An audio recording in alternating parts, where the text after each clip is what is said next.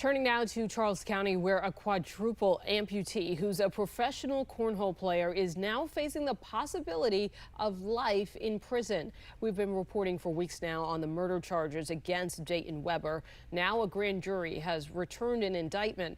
He's being held without bond. Maryland Bureau Chief Brad Bell reports from La Plata with a look at what this indictment means for the case. He was an inspiration to many who knew his story, a story that was shared by ESPN.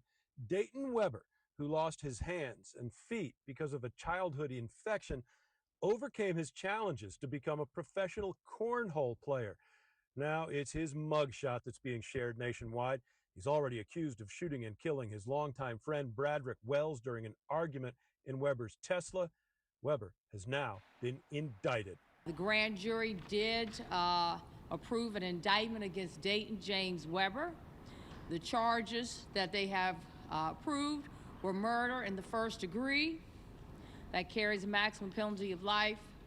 Use of firearm, the commission of a crime of violence and felony, and that would be the murder of Bradrick Wells. That carries a maximum penalty of 20. The first 5 is without the possibility of parole. Charles County Deputy State's Attorney Karen Piper Mitchell also said that videos Webber posted online of himself shooting a gun will likely be presented at trial to show the jury Webber was capable of pulling the trigger. Among those listening at the press conference was Hamad Mateen. He's one of Webber's defense attorneys. He concedes Webber killed Wells, but says it was not murder. I mean, 100% this is a self-defense case. He was about to be killed. He had to kill or be killed. That's what this case is. It's a self-defense case, and we believe we have the evidence for that. That's going to come out at trial. He would not say what that evidence is. Piper Mitchell says if it exists, she hasn't seen it.